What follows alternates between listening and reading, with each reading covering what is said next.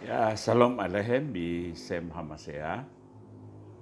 Materi kita saat ini ialah Nikodemus dan Yusuf Arimatea bersama-sama menguburkan jenazah Tuhan Yesus.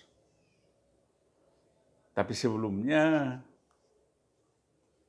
perlu saya sampaikan, karena setelah saya evaluasi, sudah 25 kali saya send, masih minim, bahkan ada yang tidak membuka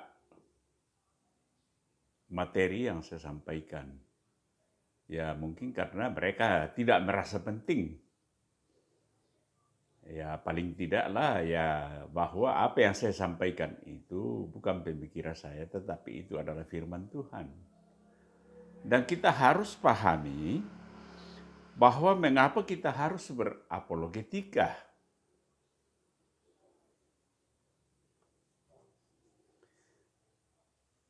Di mana kita ketahui bahwa pada zaman medsos sekarang,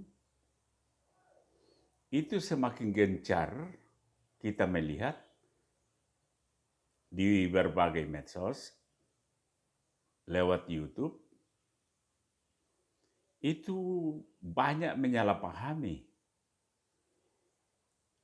Bahkan sampai menghina firman kita, menghina Tuhan kita Yesus Kristus. Apakah kita perlu diam saja seperti selama ini? Ya, karena kalau kita diam berarti itu benar apa yang mereka lakukan. Oleh sebab itu, saya salut kepada saudara-saudara kita yang menjadi petobat baru, yang menamakan diri sebagai murtadin, yang begitu gencar untuk berapologet. Karena memang kita punya hak jawab. Bagaimana kalau mereka sudah melecehkan Tuhan Yesus? Bagaimana kalau mereka sudah memutarbalikkan fakta-fakta historis daripada kitab suci? Kita baru kita tenang-tenang saja. Saya sering katakan bahwa kita terlalu keenakan di dalam ruangan yang sudah mewah untuk menyampaikan firman. Tetapi di luar sana kita sudah mulai digergoti. Dan itu yang terjadi. Saya ambil ayat dari 1 Petrus 3 ayat 15, di mana disampaikan bahwa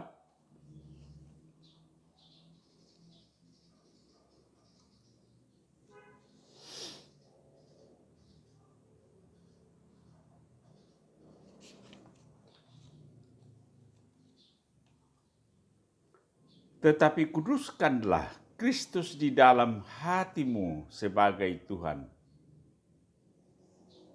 Dan sedialah pada segala waktu untuk memberi pertanggungjawab kepada tiap-tiap orang yang meminta pertanggungan jawab dari kamu tentang pengharapan yang ada padamu. Tetapi haruslah dengan lemah lembut dan hormat.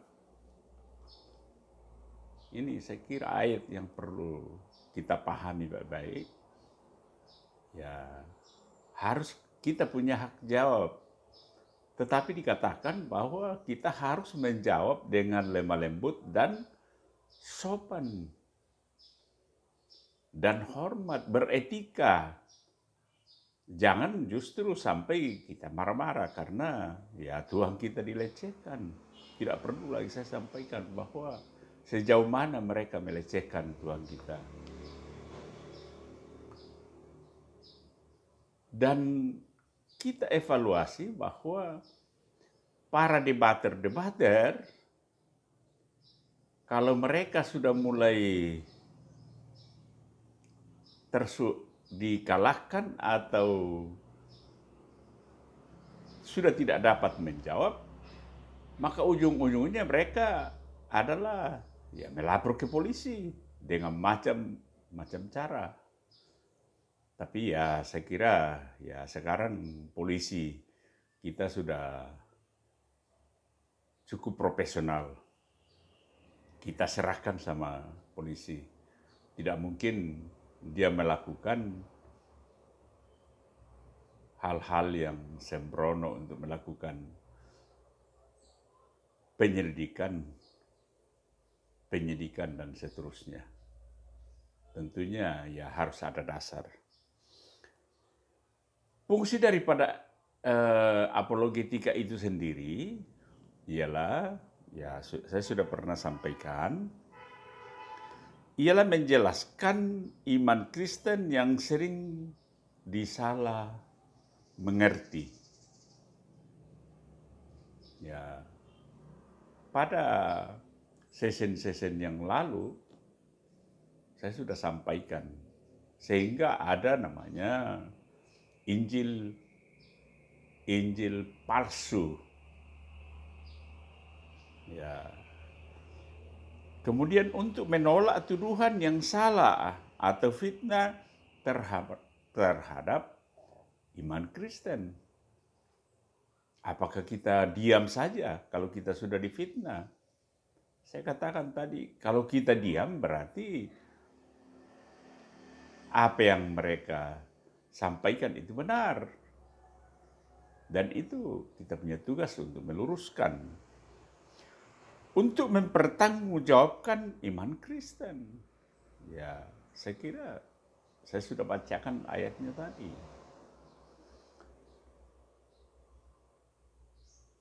Sebagai hak jawab dan sebagai sarana penginjilan yang efektif. Bahwa lewat apologet atau YouTube, lewat konten-konten yang dibuat, itu merupakan penginjilan yang efektif. Seperti yang saya katakan bahwa di dalam tesis yang pernah saya buat, ialah penginjilan yang efektif dan berhasil guna di dalam pengembangan gereja adalah salah satunya lewat medsos, yaitu antara lain berapologetika. Saya tidak perlu panjang lebar untuk menguraikan masalah apologetika. Yang penting bahwa kita harus paham dan tolong untuk saudara-saudara yang sempat untuk membuka, ya paling tidak ya didengarkan kalau itu bermanfaat untuk kalian. Ya, saya bukan seorang pakar teologi.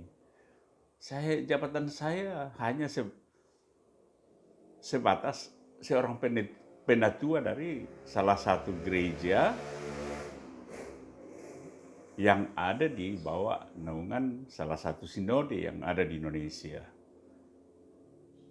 Jadi saya bukan pakar teologi, tetapi saya terpanggil karena melihat hal-hal yang terjadi dalam media sosial. Materi pada saat ini yang saya bawakan ialah Nikodemus dan Yusuf Arimatea.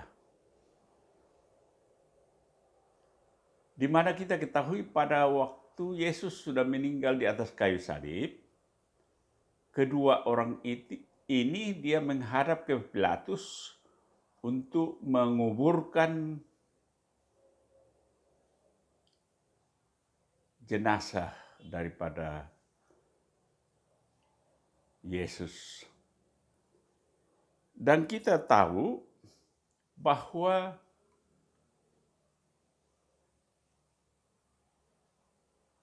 dua orang menjadi saksi di dalam hukum adalah dikatakan saksi yang sah. Di mana di hukum dikatakan bahwa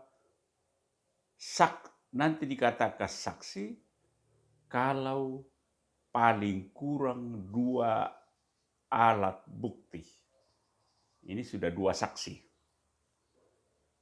Karena kalau 1 saksi itu bukan saksi, tetapi hanya didengarkan sebagai keterangan. Dan kalau tidak ada bukti-bukti lain, hanya ditambah dengan keyakinan hakim untuk menjatuhkan hukuman terhadap seseorang. Ya, karena kalau saya lihat dari KUHP kita, itu diambil dari pidana peninggalan Belanda yang kebanyakan diambil dari firman Tuhan. Karena seorang hakim tidak boleh menolak perkara dengan dalil bahwa tidak cukup alat bukti.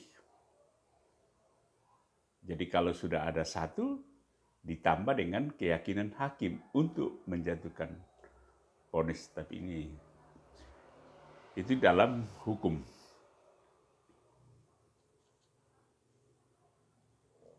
Nikodemus adalah orang Farisi. Dia pemimpin agama Yahudi. Yang pertama adalah sosok Nikodemus di dalam bahasa Yunani disebut sebagai Nikodemos, di mana berasal dari kata Nikos yang artinya kemenangan dan kata demos yang artinya bangsa, masyarakat, atau maka nama Nikodemus bermakna yang menang bersama bangsa itu. Atau ada yang mengartikannya penakluk bangsa-bangsa.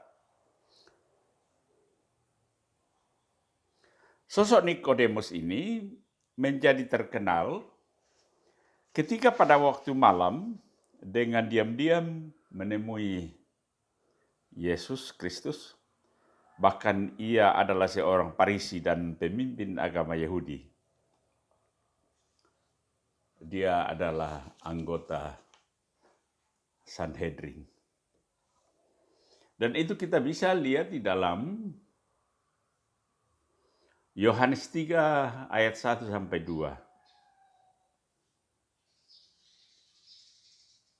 Adalah seorang Farisi yang bernama Nikodemus, seorang pemimpin agama Yahudi. Ia datang pada waktu malam kepada Yesus dan berkata, "Rabi, kami tahu bahwa engkau datang sebagai guru yang diutus Allah.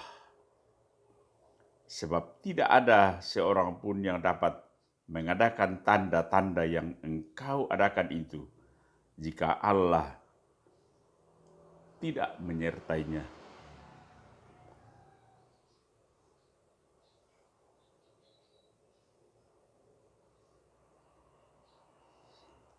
Kemungkinan Nikodemus ini adalah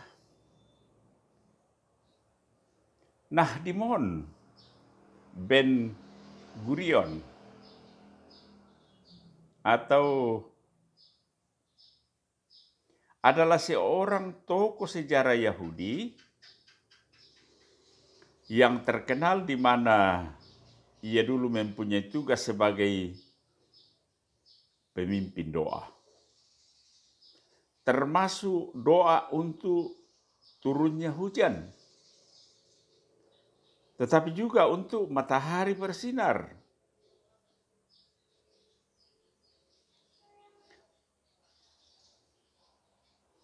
Satu dari 3 orang yang terkaya di Yerusalem pada waktu itu, dia salah satunya, dan dia pemasok dana dan logistik bagi orang-orang Yahudi ketika Yerusalem selama 3 tahun dikepung oleh Vespasianus selama perang Yahudi.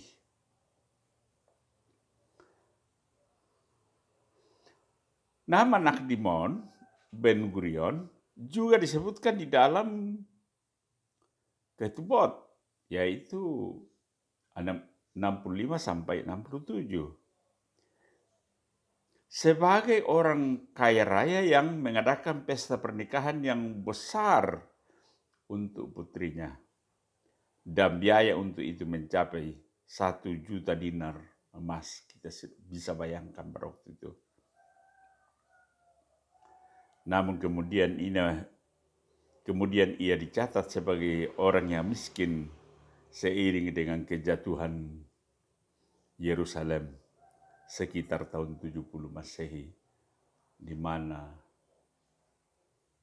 pasukan Roma dibawa pemimpin Jenderal Titus menghancurkan Yerusalem pada waktu itu. Dan penghamburan keuangannya yang besar, sumbangan untuk perang Yahudi itu, dalam tulisan dari Yosefus juga menegaskan bahwa kekayaan besar yang dimiliki Nahdimon Ben Gurion itu memang benar. Beberapa ahli sejarah berpendapat bahwa Nahdimon Ben Gurion adalah Nikodemus yang menemui Tuhan Yesus pada malam hari itu. Di mana dicatat dalam Injil Yohanes, Nikodemus menyapa Tuhan Yesus menggunakan panggilan hormat, Rabi. Itu kita bisa lihat di dalam beberapa Injil Sinoptik dan Yohanes. Panggilan Rabi ini merupakan pengakuan bahwa ia mengakui kedudukan Yesus Kristus sebagai seorang pengajar dan ahli kitab suci.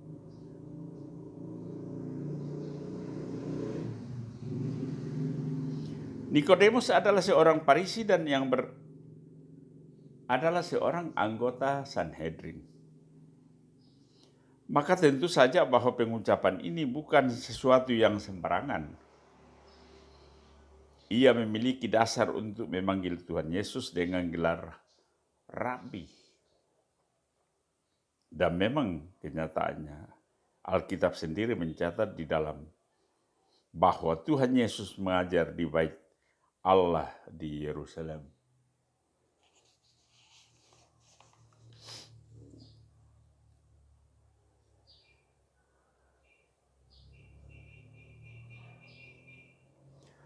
Penampilan Nikodemus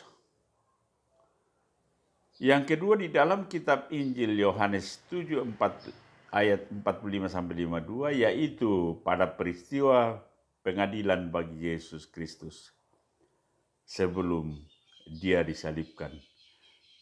Nikodemus memberikan pembelaan pada sidang itu dengan lebih berani memprotes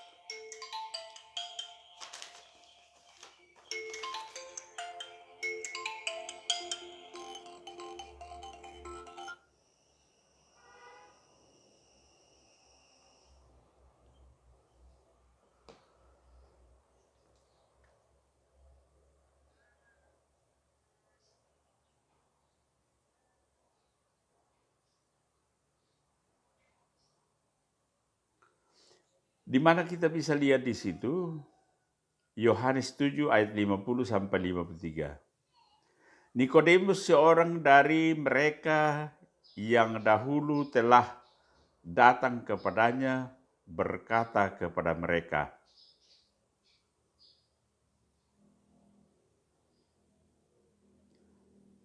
apakah hukum Taurat kita menghukum seseorang sebelum ia didengar dan sebelum orang mengetahui apa yang telah dibuatnya? Selanjutnya dalam ayat 52, jawab mereka, apakah engkau juga orang Galilea? Selidikilah kitab suci dan engkau akan tahu bahwa tidak ada nabi yang datang dari Galilea.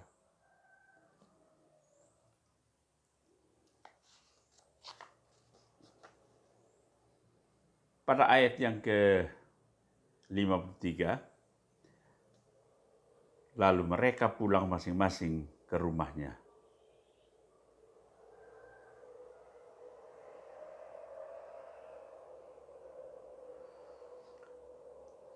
Tidak ada lagi yang diketahui mengenai dia selain banyak legenda, misalnya di dalam kitab Apokrifa.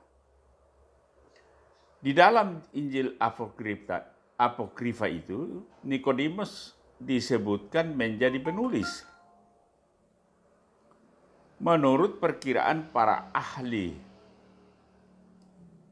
tulisan itu disusun sekitar tahun 400 Masehi.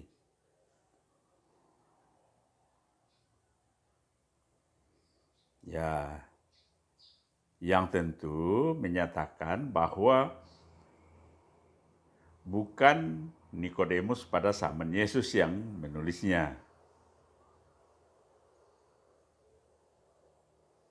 Penampilan Nikodemus yang ketiga dalam kitab Injil adalah pada peristiwa penyaliban Yesus Kristus. Itu kita bisa lihat di dalam Yohanes 19 ayat 40. Dia melaporkan dan membawa banyak rempah-rempah untuk ditaburkan pada tubuh Kristus. Ia mengusahakan mur dan gaharu bagi pemakaman Yesus. Nikodemus bersama Yusuf Arimatea mengurus pengapanan dan penguburan Yesus Kristus. Itu sudah jelas dari Nikodemus. Yang kedua ialah Yusuf Arimatea, yaitu seorang penasehat majelis besar Sanhedrin. Jadi kedudukan daripada Yusuf Arimatea ini adalah seorang penasehat majelis besar Sanhedrin. Fakta penting daripada sosok Yusuf Arimatea, yang adalah juga anggota daripada Sanhedrin,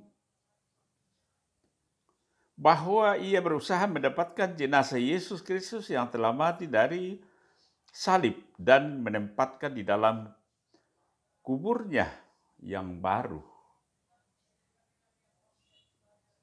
Yusuf Arimatea meminta kepada Pilatus supaya ia diperbolehkan menurunkan mayat Yesus Kristus, dan Pilatus mengizinkan permintaan itu.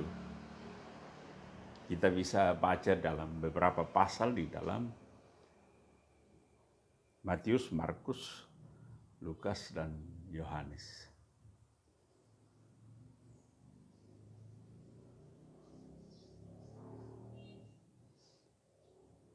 Misalnya dalam Markus 15 ayat 43, karena itu Yusuf orang Arimatea, seorang anggota majelis besar yang terkemuka, yang juga menanti-nantikan kerajaan Allah,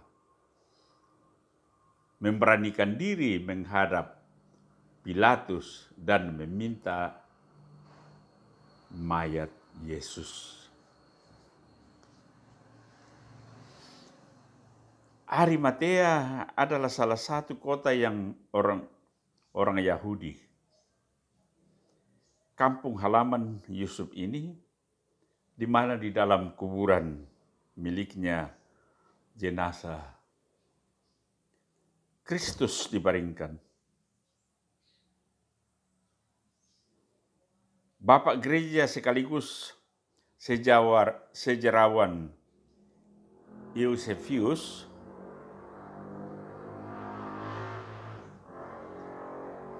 dan Jerome menganggap bahwa Arimatea atau dalam bahasa Yunani Arimataias adalah bentuk penulisan Yunani bagi Rama atau Ramataim.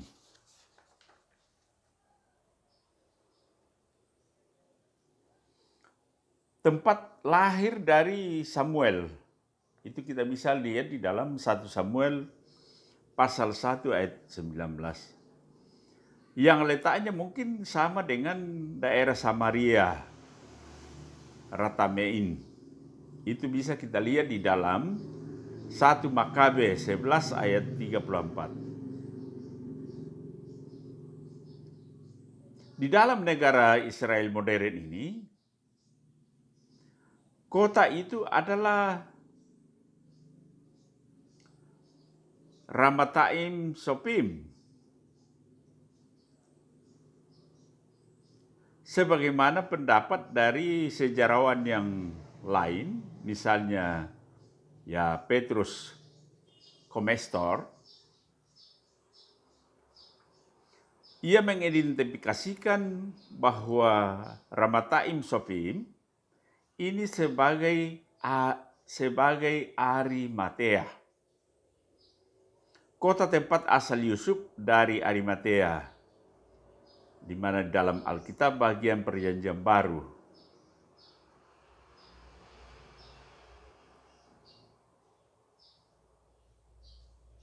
Nama Yusuf Arimatea ditulis di dalam catatan reputasi yang baik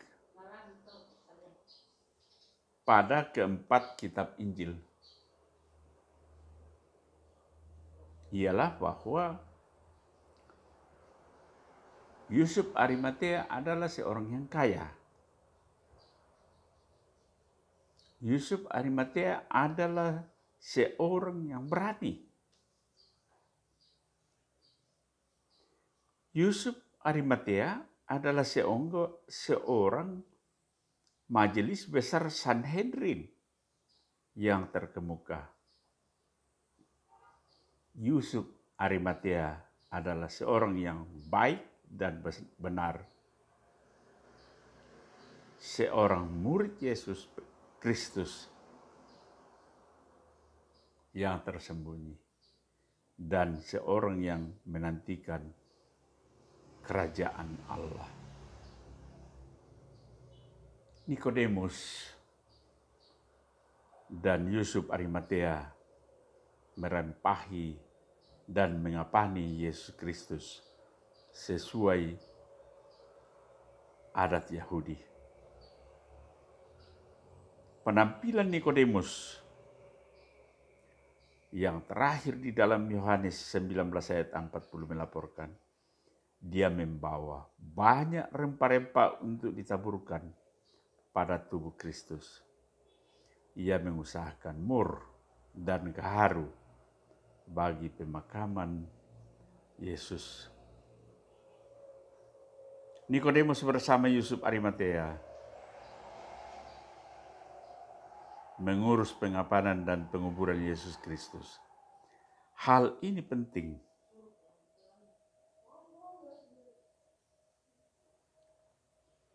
pula diungkapkan oleh Alkitab Perjanjian Baru, bahwa proses pengapanan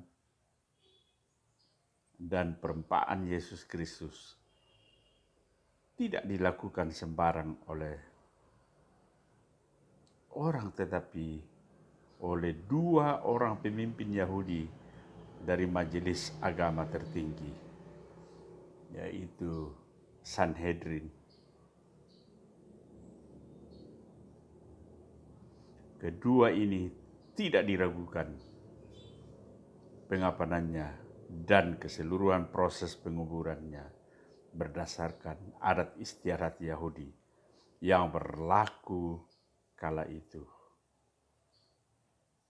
Dan kita bisa lihat dalam Yohanes 19 ayat 38 sampai 42. Barangkali ini yang perlu saya sampaikan, bahwa keberadaan Nikodemus dan Yusuf Arimatea juga sekaligus menjadi saksi dalam hal penguburan mayat Yesus. Sehingga kalau ada pertanyaan bahwa Yesus tidak meninggal seperti yang pernah saya sampaikan, orang lain yang disamarkan, ini sekaligus menjadi saksi pada waktu itu. Barangkali itu saja yang perlu saya sampaikan. Semoga dengan penjelasan ini kita semakin dikuatkan di dalam iman percaya kita. Shalom Elohim, Bisem Hamasya. Terima kasih.